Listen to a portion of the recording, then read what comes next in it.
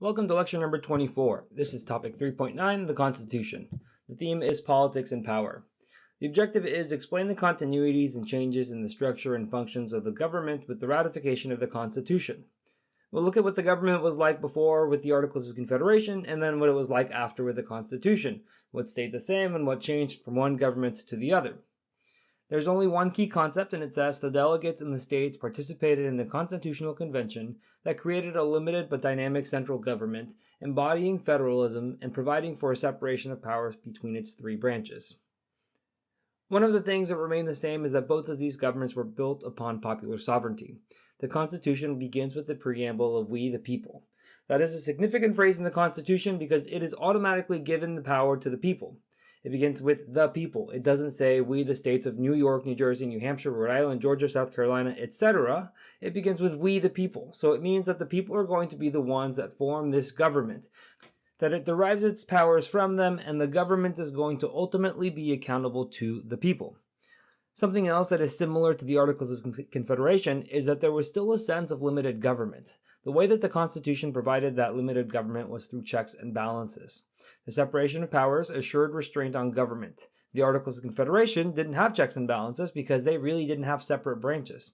It created a limited government by limiting the amount of power it gave to the national government. In the central government, they only had a legislature, a president of the legislature, and no judiciary. But it wasn't divided as much as it was here in the Constitution, primarily because they didn't have as much power to divide. Another way the Constitution was committed to limited government was through the adoption of the Bill of Rights. It protected individual liberties in an enumerated and explicit manner. It forbade the government from creating certain laws that would infringe upon individual liberties, and those liberties are listed out in those first 10 amendments. Something that is new and different from the Articles is that the Constitution created a dynamic central government. That's the wording from the AP College Board. Dynamic in this sense means that it can grow when it needs to. So the necessary and proper clause in Article 1 of the Constitution, when it's describing the powers of Congress, leaves the opportunity for expansion of power as needed. Anytime that Congress needs to expand its power to carry out one of its objectives as stated by the Constitution, they are allowed to do so.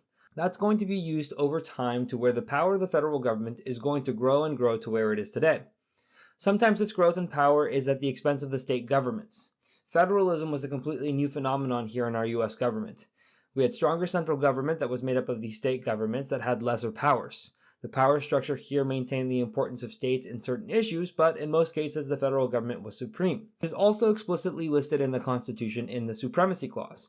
It says that whenever there are laws between the states and the federal government that are contradictory, it is going to be the laws of the federal government that are going to reign supreme, so long as the federal government has the power to create that kind of law. There are some laws that the federal government cannot create because some types of laws are reserved to the states.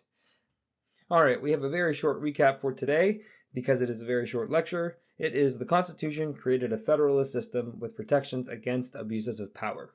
Thank you for watching. If you would like to watch the next lecture, you can click on the video link on the screen. And if you are looking for more practice to help you on the AP exam, you can visit apushslides.com. I wish you the very best in all of your studying and look forward to seeing you back on the next lecture.